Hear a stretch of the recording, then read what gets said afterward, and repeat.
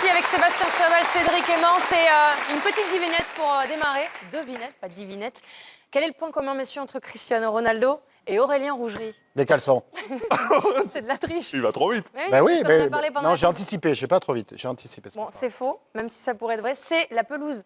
Ils jouent sur la même pelouse, non pas sur le même stade, évidemment.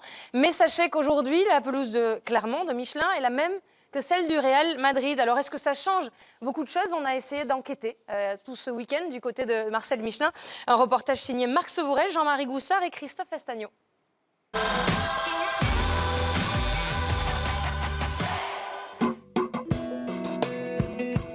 C'est la première image d'une équipe qui ne sait pas encore tout à fait où elle a mis les pieds.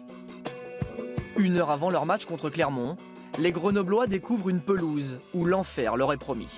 C'est bien adapté pour le jeu que Clermont met en place chaque week-end avec beaucoup de vitesse.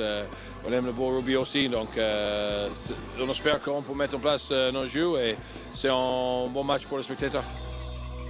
Pas une mode de terrain mêlée. Donc vraiment pour le confort des joueurs, c'est fantastique. Le nec plus ultra du confort, le voici. Un gazon hybride censé favoriser le jeu. On découpe un petit brin de fibre, elle est tressée, donc vous avez plusieurs brins, voilà.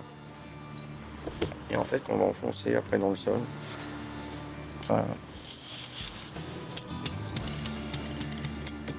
Et à côté, c'est la plus naturelle, là elle est naturelle. Voilà, avec la fibre dedans. Il y a pratiquement 97% de naturel et 3% de synthétique. Et ce qui aide à la résistance du terrain, à sa stabilité, et puis c'est surtout pour la qualité du jeu aussi. On le sent sur la qualité des appuis, les reprises d'appui qui sont quand même un peu plus toniques, il me semble. Et aussi, le dernier aspect, c'est aussi sur l'accroche qu'il peut y avoir sur la mêlée. L'investissement est conséquent, 1,5 million d'euros pour équiper le terrain d'entraînement et celui du stade, trop soumis jusqu'ici au ravage de l'hiver. Une pelouse taillée sur mesure pour une machine à jouer. L'idée a donc germé hier que Grenoble puisse être enseveli. On n'a rien à faire, on a tout à gagner. Il faut gagner le respect. Il faut gagner le respect. On ne peut pas sortir en ayant pris 50 points et avoir la tête en bas. Il faut sortir fier. En début de match, Clermont ramasse surtout les mauvaises herbes laissées par Grenoble. De Clercq envoie un ballon n'importe où et Morgan Parra à l'essai. Après moins d'un quart d'heure, Clermont mène 10-0. Le terrain révèle alors ses atouts. La tenue parfaite en mêlée, la solidité des appuis de Raka. Mais les percées du Fidjien sont neutralisées par une équipe de Grenoble qui se réveille doucement.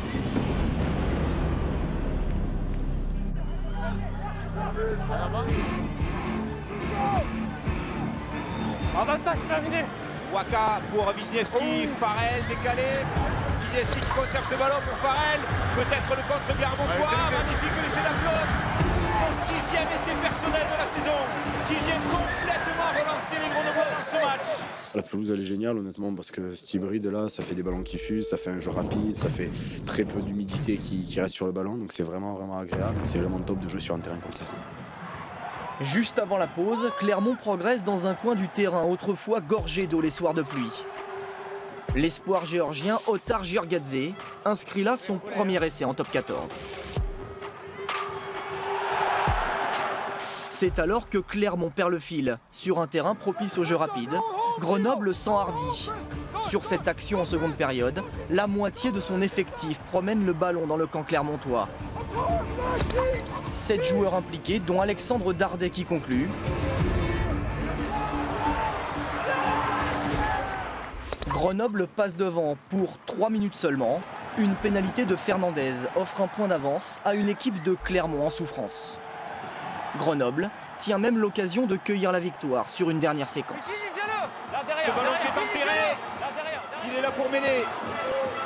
Wisniewski avec Nigel Hunt. Trop de replaquage manqué. Et cette fois-ci, c'est terminé.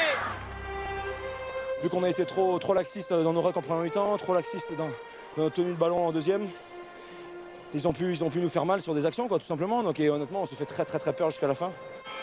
De justesse, Clermont reste invaincu sur son terrain en championnat.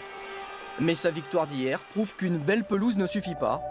Il faut aussi parfois un brin de réussite.